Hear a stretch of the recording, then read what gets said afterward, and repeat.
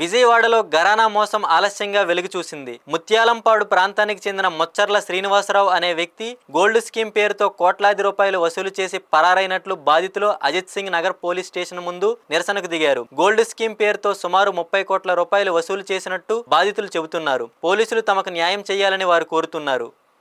ఆయన దగ్గర పెట్టాము. మా కష్టాన్ని ఆయన తీసుకొని వెళ్ళిపోయాడండి. మా ఇద్దరి కష్టాన్ని తీసుకొని వెళ్ళిపోయారు. నా భర్తకి స్పైనల్ కార్డ్ సర్జరీ జరిగిందండి. ఆయన ఎక్కువ ఏ పని చేయలేరు. నేను బ్రైడల్ మేకప్లు చేసుకుంటూ బ్రతికేదాన్నండి. మా ఇద్దరి కష్టాజితం డబ్బులు మొత్తం ఇలా ఎంతమంది కష్టాజితాలు డబ్బులు మొత్తం తీసుకొని వెళ్ళారు. మాకు న్యాయం కావాలి. దయచేసి మాకు న్యాయం చేయండి. చంద్రబాబు నాయుడు గారి దగ్గరికి తీసుకెళ్ళండి. ఈ సన్నివేశాన్ని దయచేసి మాకు న్యాయం చేయండి.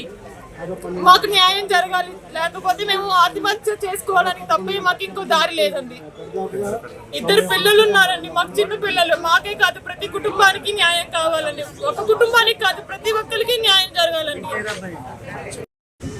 పెట్టి గోల్డ్ స్కీమ్ హోల్డర్కి మెగా జ్యువెలర్స్ నుంచి గిఫ్ట్లు కానీ గోల్డ్ కాయిన్స్ కానీ ప్రతి ఒక్క వాళ్ళకి ఇవ్వడం జరిగింది.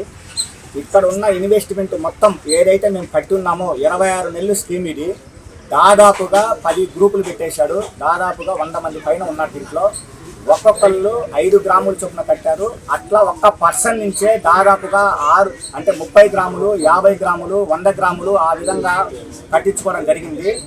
26 నెలల వరకు కంటిన్యూషన్ చేస్తా మా గోల్డ్ మాకు ఏదైనా అడిగితే మేము వేగా జ్యువెలర్స్లో మేము పెట్టుబడి పెట్టాము, మీకు అధిక లాభాలు వస్తాయి, మీకు ప్రతి నెల 3 గ్రాములు కలిపి మేము ఇస్తాము, ఇది మా ప్రామిస్ అని చెప్పేసి అతను మా సొంత మేనల్లుడే, ఎవరో కాదు, మా అక్క కొడుకు అని చెప్పేసి మాకు అందరికీ చెప్పి ఉన్నాడు.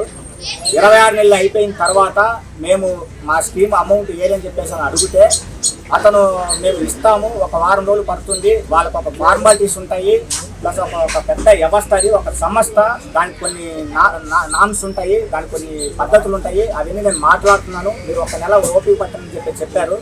దానికి అందరికీ మొన్న సోమవారం డెడ్ లైన్ పెట్టాడు. ప్రతి ఒక్కరికి వాయిస్ మెసేజ్ ఇచ్చాడు, ఫోన్లలో చెప్పాడు, అందరు కలిసి చెప్పారు, ఒరిజినల్లో చెప్పారు. సోమవారం ఇస్తున్నాను, మొత్తం అంతా అమౌంట్ వస్తుంది, అక్కడ హైదరాబాద్ ఉంటున్నారు, నేను వెళ్ళొస్తాను, శని ఆదివారం అక్కడికి వెళ్ళొస్తాను అని చెప్పారు.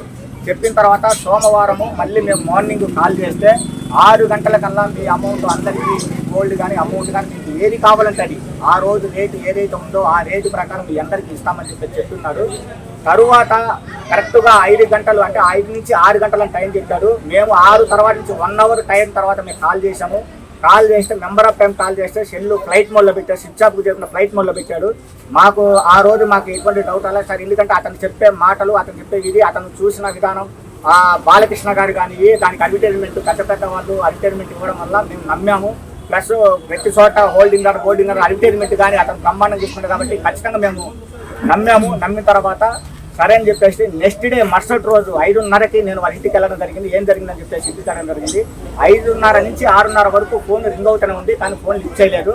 కరెక్ట్గా నా కారు వాళ్ళ ఇంటి దగ్గర ఆపాను. వాళ్ళ సీసీ క్యామ్స్ మొత్తం వాళ్ళు పక్కబందిగా సీసీ క్యామ్స్ పెట్టినారు. సీసీ క్యామ్స్ చూసి వాళ్ళ ఆవిడ దగ్గర ఫోన్ ఉందని మాకు తెలియదు. ఇప్పటి వరకు ఆయన మళ్ళీ ఒక వాయిస్ మెసేజ్ పెట్టాడు. ఫోన్ కానీ గోల్డ్ కానీ మొత్తం కానీ అక్కడ మేము ఇంట్లో పెట్టేసి వెళ్ళాము. మా ఆవిడకి అన్నీ తెలుసు అని చెప్పేసి ఒక వాయిస్ మెసేజ్ పెట్టాడు. కానీ వాళ్ళ ఆవిడ కూడా ఇక్కడ గేమ్ ఆడుతుంది. ఎందుకంటే ఫోన్ ఇంట్లో పెట్టినప్పుడు వెళ్ళాము తెలియకుండా, ఫోన్ ఒకవేళ పెట్టెళ్ళాడు తెలియకుండా పెట్టేళ్తే ఫోన్ ఎలా ఆనైంది. మళ్ళీ 6 గంటలకి నైట్ ఆఫ్ అయింది, పొద్దున 5:30కి ఫోన్ ఎలా ఆనైంది.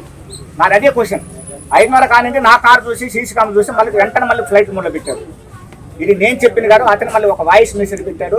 ఇది పకడ్బందీగా కావాల్సిగా కొంతమంది ఇక్కడ వాళ్ళ ఫ్రెండ్స్ కానీ లేకపోతే వేగా జ్యువెలర్స్ ఓనర్ హ్యాండ్ ఓవర్లో ఉన్నాడు, అది మాకు తెలుసు ఆ విషయము. అతను చాలా ఇన్ఫ్లుయెన్స్ ఉన్న వ్యక్తి, చాలా ఫోన్లు చేయించుకొని అట్లా చేయించుకుని చాలా గందరగోళం చేస్తున్నారు. కానీ ఇంతమంది బాధ్యులు అందరం ఇబ్బంది పడుతున్నాము. దయచేసి మేము వాళ్ళకి చెప్తాం, ఒకటే చెబుతున్నాం, మా రిక్వెస్ట్, మా గోల్డ్ మాకు ఇవ్వవలసిందిగా కోరుతున్నాము. ఇక్కడ శ్రీనివాస్ గారు అంత సాహసం చేసే వ్యక్తి కాదు. ఇక్కడ అతని వెనక వేగా జ్యువెలర్స్ వ్యక్తే ఇతను మొత్తం నడిపిస్తున్నాడు. మొత్తం మేమిచ్చిన గోల్డ్తోనే అతను వ్యాపారం చేస్తున్నాడు. మాకు తెలిసిన ఇన్ఫర్మేషన్ అంటే అతను ఇప్పుడు కూడా చాలా మంది దగ్గర ఇన్వెస్టర్స్ చాలా మంది దగ్గర ఇలాగే స్కీమ్లు కట్టించుకొని ఇదే గోల్డ్ని పెట్టి అతను రన్ చేస్తున్నాడు చెప్పేసి మాకు తెలిసింది. ఇప్పుడు అక్కడికి వెళ్ళి ఒకవేళ పోలీసు వాళ్ళు సోదా చేసిన కూడా ఇన్వెస్ట్ స్కీమ్లు ఉంటాయి అతనికి గోల్డ్ షాప్కి వెళ్తే. కానీ అతను చాలా తెలివిగా ఇతన్ని అడ్డం పెట్టుకొని, సొంత మామను అడ్డం పెట్టుకొని తెలివిగా నాకు సంబంధం లేదు అతని గారు మీరు కట్టింది అనేది తెలివిగా చెప్తున్నాడు. కానీ చాలా చోట్ల చాలా రకాలుగా మాకు ఫంక్షన్లలో అటెండ్ అయినా కానీ ఎక్కడ అటెండ్ కానీ మాకు హామీలు ఇచ్చారు.